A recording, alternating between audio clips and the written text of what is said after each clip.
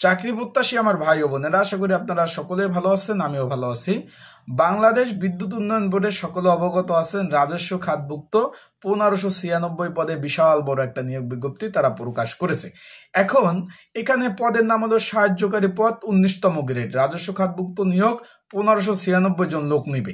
এখন বিষয়টা হলো, আমরা তো জানি সরকারি চাকরিতে অনেক ধরনের অনেক ভাতা পাওয়া যায়, তার থেকেও এই যে বাংলাদেশ বিদ্যুৎ উন্নয়ন বোর্ডের সাহায্যকারী পদের অতিরিক্ত কিছু ভাতা পাওয়া যায়। সেই অতিরিক্ত কি কি ভাতা পাওয়া যায়, সেটা টাকার পরিমাণ কেমন হবে, সেই বিষয়ে আজকে আমরা এই ভিডিওতে আলোচনা করার চেষ্টা করব। তাহলে ভিডিওটা শুরু থেকে শেষ পর্যন্ত দেখবেন। এবং যেহেতু আবেদনে আর বেশি একটা বাকি নেই, আবেদন চলতেছে, আজকে 2 তারিখ, এই মাসে 15 তারিখ পর্যন্ত আবেদন করতে পারবেন। সেই ক্ষেত্রে কি কি লাগবে আবেদন করতে, ডকুমেন্ট, পরীক্ষা কোথায় হবে, কি বিষয়ে প্রিপারেশন প্রস্তুতি নিবেন, ইনশাল্লাহ বিস্তারিত সকল বিষয় তথ্য এই ভিডিওর মাধ্যমে আপনাদের নিয়ে আমরা খুঁটিনাটি বিষয় আলোচনা করব। তাহলে ভিডিওটা শুরু থেকে শেষ পর্যন্ত দেখার চেষ্টা করবেন, বিস্তারিত সকল বিষয় আমার এই ভিডিওর মাধ্যমে ইনশাল্লাহ জানতে পারবেন। চলুন ভিডিওটা শুরু করে দেই। তার আগে বলে দেই, আপনারা যারা আমার ইউটিউব চ্যানেলে নতুন, বরাবর মতো অবশ্যই সাবস্ক্রাইব করে রাখবেন। সাবস্ক্রাইব করে রাখলে লাইক বাটনটা ক্লিক করে রাখবেন। নিচে মন্তব্য আছে, মন্তব্য করতে পারেন, কে আবেদন করছেন, কে কোন পদে আবেদন করতে ইচ্ছুক, কোন জেলা থেকে দেখছেন ভিডিও, চাকরির বিষয়, যে কোনো বিষয়ে মন্তব্য আপনারা করতে পারেন। এখন আমার হাতে নিয়োগ বিজ্ঞপ্তিটা রয়েছে বাংলাদেশ বিদ্যুৎ উন্নয়ন বোর্ড কর্মচারী পরিদপ্তর। এইখানে রাজস্ব খাতভুক্ত সাহায্যকারী পদে 1596 জন লোক নেবে। এটা মূলত বিদ্যুৎ বিভাগের একটা প্রতিষ্ঠান। বিদ্যুৎ, জ্বালানি এবং খনিজ সম্পদ মন্ত্রণালয়ের গঠন হয় 1972 সালে। এই প্রতিষ্ঠানটা গঠন হয় 1972 সালে।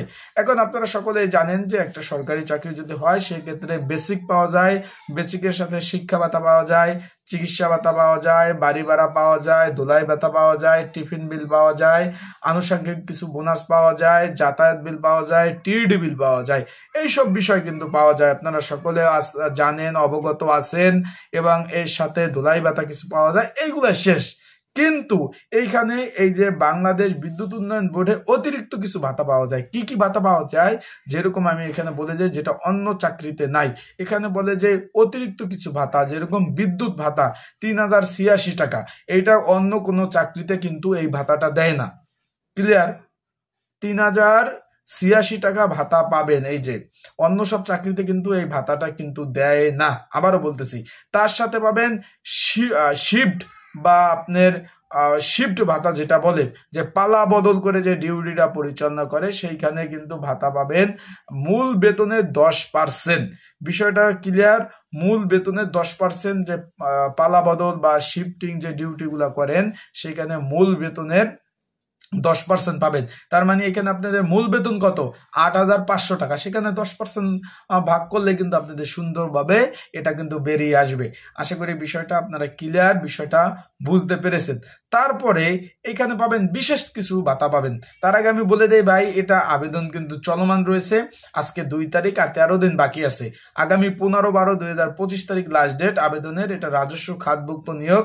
তাই যারা আবেদন করতে চান, ঘরে বসে নির্ঝামেলায়, ত্রুটি মুক্ত, দোকানি ঝামেলা এড়াতে, টেলিটক ফি এড়াতে, সকল ধরনের ঝামেলা এড়াতে স্ক্রিনের উপর হোয়াটসঅ্যাপ নাম্বার রয়েছে, ডিসক্রিপশন বক্সে নাম্বার রয়েছে।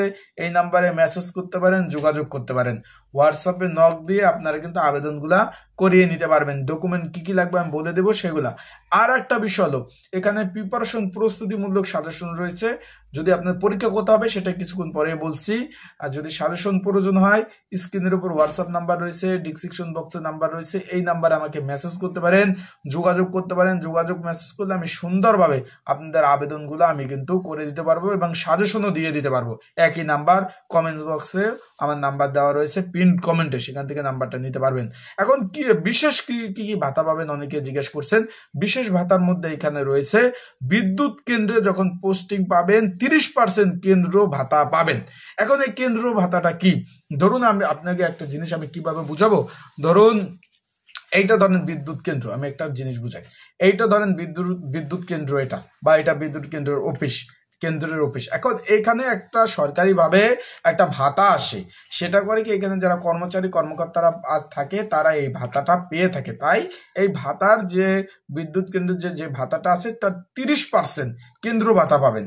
একটা নির্দিষ্ট একটা ভাতা আছে, তার 30% আপনারা কেন্দ্রীয় ভাতা পাবেন। আশা করি বিষয়টা বুঝতে পারছেন। তার সাথে পাহাড়ি এলাকায় পোস্টিং হলে 20% পাহাড়ি ভাতা পাবেন। বিষয়টা ক্লিয়ার। যদি ধরেন আপনাদের এই যে আপনার বাংলাদেশ বিদ্যুৎ উন্নয়ন বোর্ডের কিন্তু পাহাড়েও অফিস রয়েছে, পাহাড়ি এলাকায় তাদের আঞ্চলিক অফিস রয়েছে, কেন্দ্র অফিস রয়েছে, কারণ সেখানে তারা বিদ্যুৎ দিয়ে থাকে। আশা করি বিষয়টা বুঝতে পেরেছেন।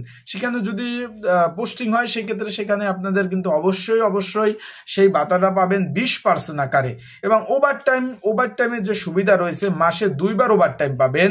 এখানে একাধিক ভাতা, যেমন 1600 থেকে 4000 টাকা, এবং এখানে দ্বিগুণ প্রায় 1 বেসিক। বিষয়টা ক্লিয়ার।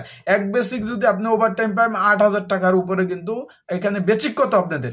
বেসিক হলো 8500 টাকা। তাহলে 8500 টাকা যদি বেসিক হয়, তাহলে ওভারটাইম পাবেন 8500 টাকা। বিষয়টা ক্লিয়ার। এখানে আপনি ছুটিও বিক্রি করতে পারবেন। প্রতি 2 বছর পর ছুটি যদি বিক্রি করেন, আপনার এখানে ছুটি বিক্রির সিস্টেম আছে, সেখানে একটা বেসিক ছুটি বিক্রি করতে পারবেন, মানে 8500 টাকার ছুটি বিক্রি করতে পারবেন। এইসব অতিরিক্ত সকল ধরনের সুযোগ সুবিধা কিন্তু আপনারা ইনশাল্লাহ এই চাকরিতে পাবেন। এই সাহায্যকারী পদ রয়েছে, 1596 জন লোক নিবে। আবেদনটা অনলাইনে করতে হবে। তাই যারা আবেদন নিজেরা যারা করেন, আর একটা বিষয়, ধরেন অনেকে বলবেন যে ভাই আপনার কাছ থেকে করবো না, আমি নিজে আবেদন করতে পারি। এখন নিজেরা যারা আবেদন করেন, আমার প্রতিনিয়ত আমার হোয়াটসঅ্যাপে আবেদনটা করে মেসেজ দেন, মেসেজ দিয়ে পিডিএফটা পাঠান যে ভাই আবেদন করছি, আমার আম্মুর নামটা ভুল হয়েছে, এখন আমি কি করবো, আমি পেমেন্ট করছি। আরেকজন ফোন দেন যে ভাই ভোটার আইডি কার্ডের নাম্বার আমি 3 সংখ্যা জায়গায় 3 জায়গায় 4 দিচ্ছে, আমি কি করব। আরেকজন ফোন দিচ্ছেন না যে ভাই আমার পয়েন্ট হলো 4.89, আমি 4 দিয়ে দিছি 90, তাহলে আমি পয়েন্টটা তো ভুল করে ফেলাইছি।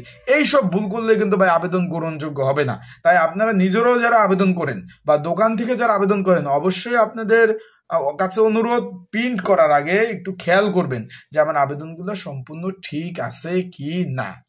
বিষয়টা ক্লিয়ার। আমার আবেদনগুলো আসলে ঠিক আছে কি না, এইগুলা যদি আপনারা একটু খেয়াল করেন, ভালোভাবে দেখেন, তাহলে আপনাদের ইনশাল্লাহ আবেদনগুলো সঠিকভাবে হবে। আর আপনারা ভুল করবেন, ভুল করার পর যদি পেমেন্ট করে ফেলান টেলিটকে, সেটা তো সংশোধন করা যাচ্ছে না। সেক্ষেত্রে আগে আবেদন করবেন, যদি ভুল হয় সেক্ষেত্রে আবার নতুনভাবে আবেদন করবেন, নতুনভাবে আবেদন করে সেগুলো আবার ঠিক করে নেবেন। আশা করি বিষয়টা বুঝতে পারছেন। আর ভালোভাবে পড়াশোনা করবেন। আর পরীক্ষা কোথায় হবে সেটা তো বললাম না ভাই, পরীক্ষাটা ঢাকাতে হবে। নিজ বিভাগ, নিজ জেলা, নিজ উপজেলা, নিজ কোথাও পরীক্ষা হবে না, পরীক্ষা ভাই ঢাকাতে হবে। সেক্ষেত্রে আপনাদের বলবো যে যেহেতু ঢাকাতে পরীক্ষা হবে, ঢাকার প্রিপারেশনটা আপনার নিতে হবে। বিষয়টা ক্লিয়ার। যেহেতু ঢাকাতে পরীক্ষা হবে, ঢাকার প্রিপারেশনটা আপনার নিতে হবে। কারণ প্রিপারেশন প্রস্তুতি ছাড়া ভাই আপনারা কোনোভাবে পাস করতে পারবেন না। আবারও বলতেছি, প্রিপারেশন প্রস্তুতি ছাড়া কোনোভাবে পাস করাতে পারবেন না। তাই আপনাদের উচিত, আমি বলবো যে ভালোভাবে পড়াশোনা করবেন, নির্দিষ্ট সময় ধরে পড়বেন। এখানে অ্যাপ্লাই প্রচুর আবেদন পড়বে, এখানে প্রচুর আবেদন পড়বে ভাই, তাদের সাথে যুদ্ধ করে পাস করতে হবে।